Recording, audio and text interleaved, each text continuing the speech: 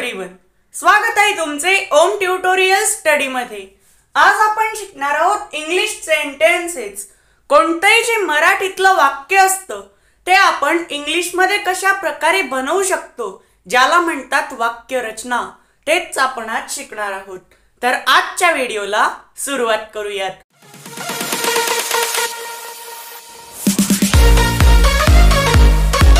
तर सर्वात पहिले सगळ्यांनी एक पेन आणि एक कॉपी घ्या आणि माझ्यासोबत शिका।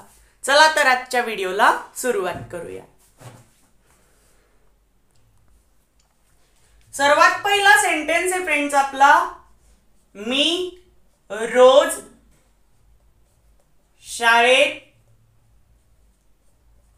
जातो। तर आता मीला आपण इंग्लिश मध्ये काय म्हणतो? आय। म्हणून आपण इथे घेतला आय। याच्या नंतर काय करायचंय? पहिला घेतल्यानंतर शेवटचा घ्यायचा। आय लागला तर जातोला काय म्हणतो आपण इंग्लिश मधून? तर गो म्हणतो। आय गो।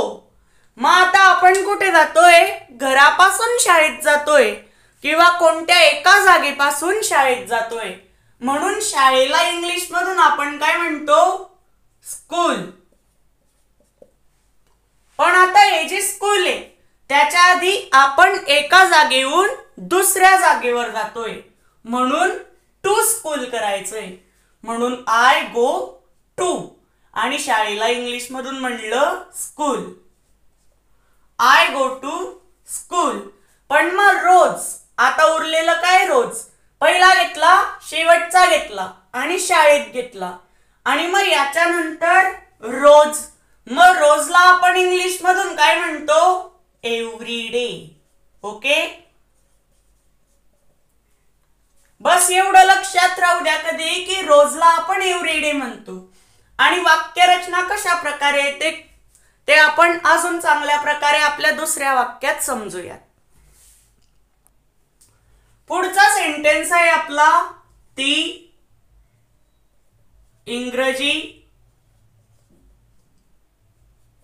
शिकत आहे।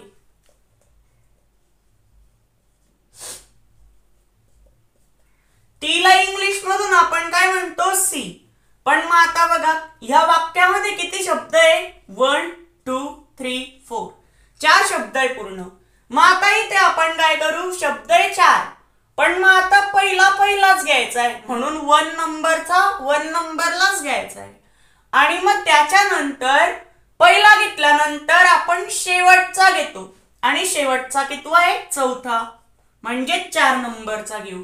आणि पहिला झाला, शेवटचा झाला, त्यानंतर आपण असे वापस येतो। समजतंय? म्हणजेच मग चौथ्यानंतर तिसरा आणि तिसऱ्यानंतर दुसरा, अशा प्रकारे आपण करणार आहे। ओके, तर तीला आपण इंग्लिश मधून म्हणू सी, कारण की पहिलाच घ्यायचा आहे, तर पहिला आहे ती। तीला आपण इंग्लिश मधून म्हणलं सी, आणि याच्यानंतर पहिला घेतल्यानंतर शेवटचा घ्यायचा।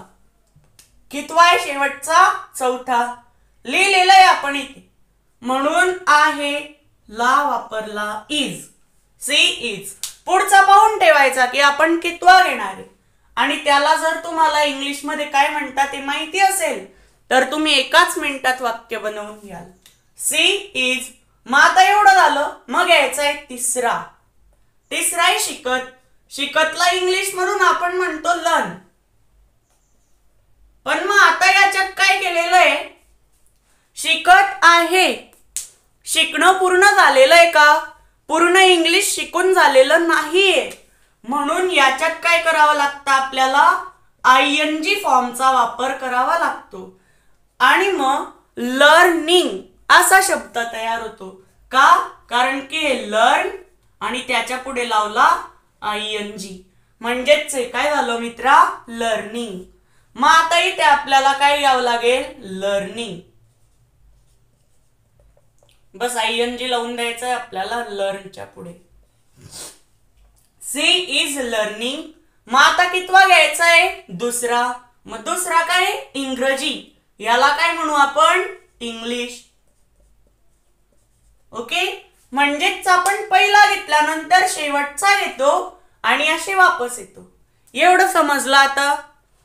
आणि आपण चौथ्या वाक्यानंतर आपला जो व्हॉट्सअप ग्रुप आहे इंग्लिश लर्निंगचा, त्याच्यात तुम्हाला जॉईन कसं व्हायचंय ते सुद्धा बघणार आहोत. काय झालं असतं जर तीच्या ऐवजी तो असतं, म्हणजेच आपण मुलाविषयी बोलत असतो, तर तोच्या ऐवजी आपण ही करून टाकला असता, ही इज लर्निंग इंग्लिश, म्हणजेच तो इंग्रजी शिकत आहे असा त्याचा अर्थ झाला असता. म्हणजेच मग आपला पुढचा सेंटेन्स आहे तो पुस्तक वाचत आहे. बिलकुल सोपं आहे. तो पुस्तक वाचत आहे. सुरुवातीला बस आपण 4च शब्दांचे घेतोय वाक्य. तो पुस्तक वाचत आहे. तोला आपण इंग्लिश मधून म्हणतो ही. सी वापरतो मुली करता आणि मग त्याच्यानंतर पहिला घेतल्यानंतर शेवटचा घ्यायचा. आहेला सुद्धा इज. मग मी काय सांगितलं होतं, पहिला झाला शेवटचा झाला की असं वापस यायचं मित्रा. मग ही इज. मग वाचतला रीड, कारण की वापस येताना लागतोय वाचत.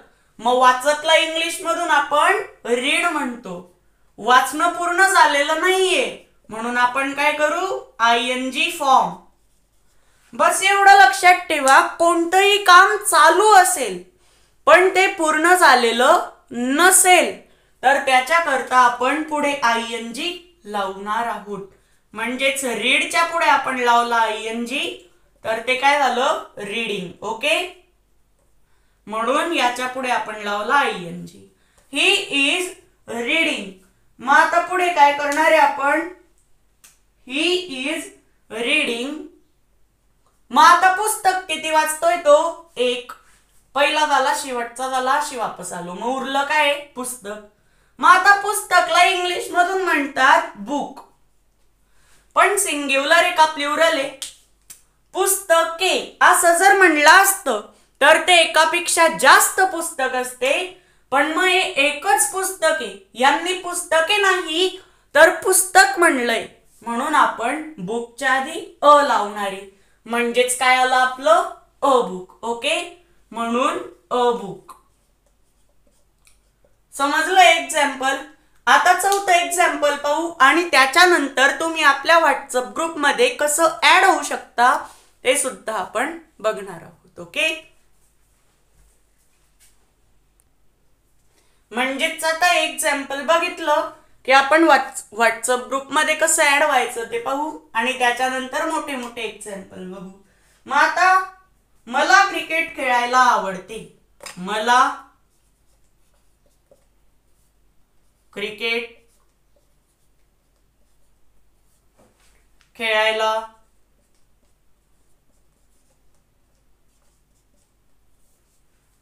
आवडते.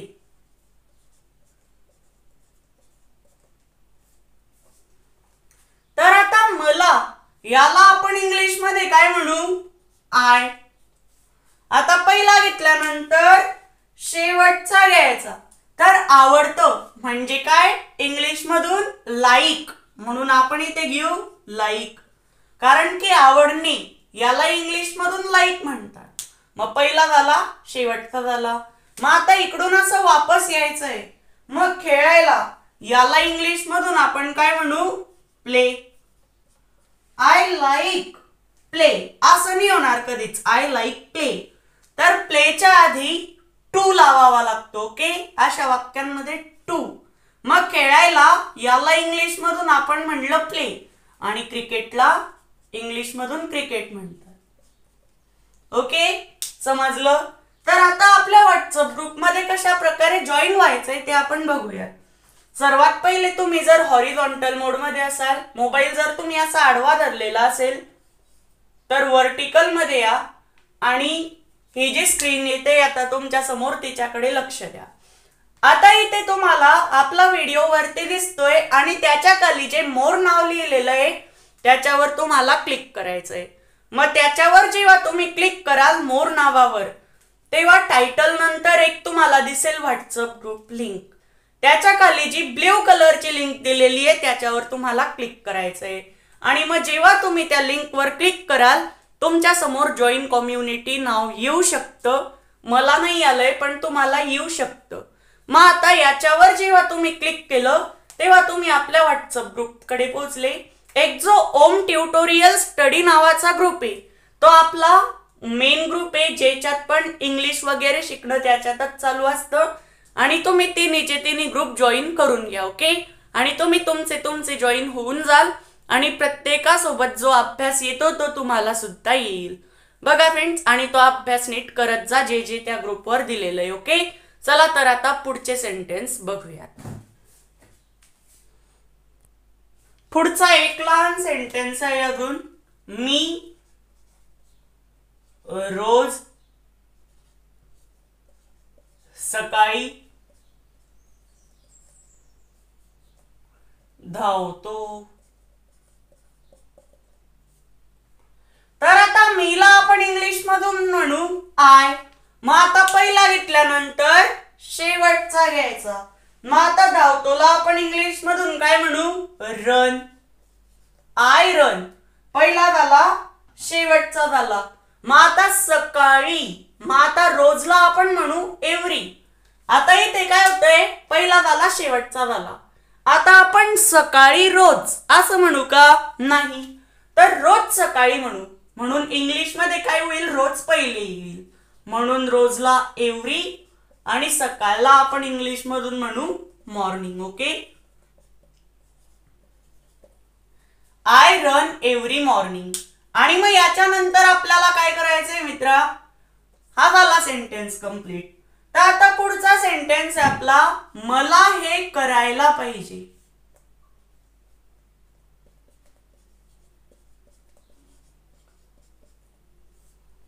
मला हे करायला पाहिजे. तर मला याला आपण इंग्लिश मधून काय म्हणतो आय. आता पहिला घेतल्यानंतर शेवटचा घ्यायचा. पाहिजेला आपण इंग्लिश मधून म्हणलं शुड. आय शुड पहिला झाला शेवटचा झाला. करायला याला आपण इंग्लिश मधून म्हणलं डू आणि हेला आपण इंग्लिश मधून म्हणतो दिस. मग पुढचा सेंटेन्स आहे आता आपला मी वर्तमानपत्र वाचत आहे. मी वर्तमानपत्र वाचत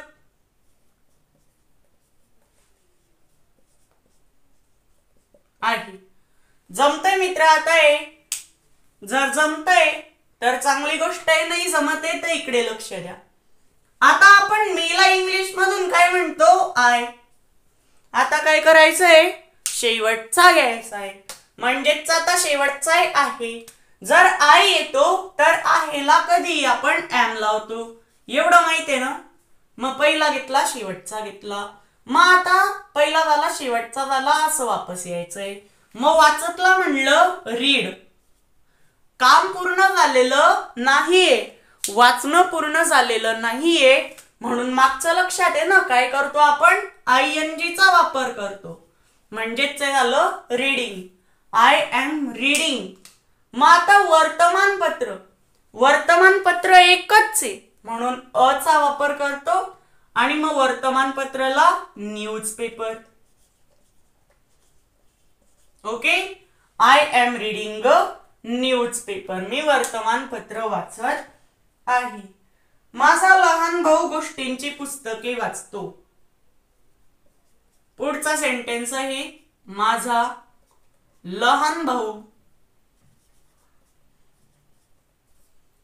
गोष्टींची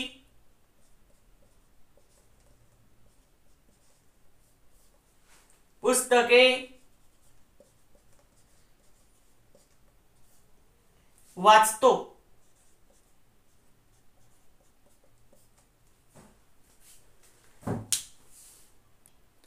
तर आता माझाला इंग्लिश मध्ये आपण काय म्हणलं माय म्हणून आपण इथे घेतला माय.